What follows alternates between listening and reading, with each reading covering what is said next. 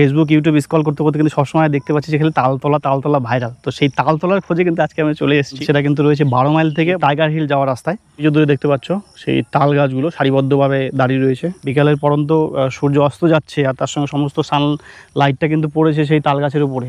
বেশ ভালো লাগছে কিন্তু, আর সারিবদ্ধভাবে গাছগুলো দাঁড়িয়ে রয়েছে। তো চলো একটু কাছের থেকে তোমাদেরকে দেখিয়ে নিয়ে আসি কেমন সেটা আমি একটু উপভোগ করি আর তোমাদের সঙ্গে শেয়ার করি। তো চলো যাওয়া যাক। তাল গাছগুলো কিন্তু যারা লাগিয়েছে তারা কিন্তু সত্যি একটা কার্যকরী জিনিস করেছে। ছোট ছোট কিছু তাল গাছ এখান দিয়ে আছে। প্রথমে এই ছোটো তাল গাছ, তারপরে কিন্তু বড় তাল গাছ। এই যে এই জিনিসগুলোই তাল গাছে ভাইরাল তালতলায় হয় আর কি, মানে নাচানাচি হয়, যে যার কন্টেন্ট করে। তো রাস্তাটা কিন্তু বেশি একটা সুবিধার না, মোটামুটি রাস্তা আর কি। এটাই তোমাদেরকে দেখানো, বা আমি একটু এসে দেখা যায় কী আসে এই তালতলাতে। বেশ ভালো লাগছে কিন্তু, সত্যি অসাধারণ লাগছে। উপর দিকটাও বেশ ভালো লাগছে।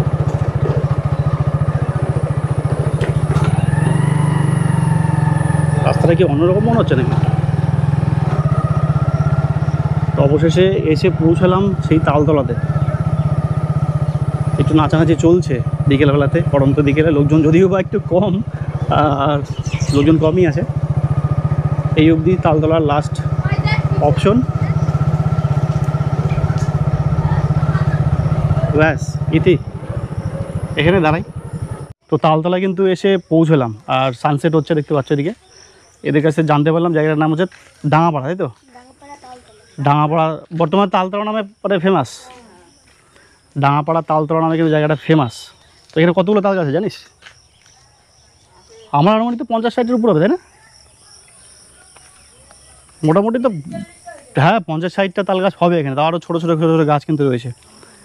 এই গ্রামে যারা এই গাছগুলো লাগিয়েছিল তারা কিন্তু বেশ ভালোই করেছে সত্যি। জায়গাটা যে এতটা ট্রেন্ডিং হয়ে যাবে ধারণার বাইরে।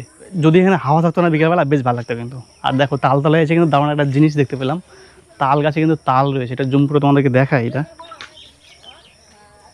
এখানে কিন্তু কোনো দোকান কিছু দেখতে পাচ্ছি না। বিকেলবেলা একটা দোকান থাকলে অনেকে আসে, চাটা খেতে পারতো, বিস্কুট বা আইসক্রিমের একটা দোকান আসা প্রয়োজন। তো পরিবেশটা বেশ ভালো, গ্রাম্য পরিবেশ, ভালো লাগছে। আর তার মধ্যে সানসেট হচ্ছে, যদি একটু হাওয়া হতো না বেশ ভালো লাগতো। বেশ কিছুদিন থেকে তো আমাদের এই এরিয়াতে বলতে গেলে গরম, সেই গরমের মানে ভাইবসটা পাচ্ছি। আর পরিবেশটা দেখো, পিছনটা চাষের জমি, অনেকে এখানে এসছে, বেশ ভালো লাগে। আর আমের সিজন, দূরে দেখতে পাচ্ছি সব আম গাছে আমগুলো রয়েছে। সবচেয়ে বেটার যদি হতো যে একটা আইসক্রিমের দোকান, একটা ফুচকার দোকান, জানি না এখানে আসে কি না, তাহলে বেশ ভালো হতো, কিছু খাওয়াও ট্রাই করা হতো আসে। তো এই ছিল তালতলার ভিডিওতে আর কি।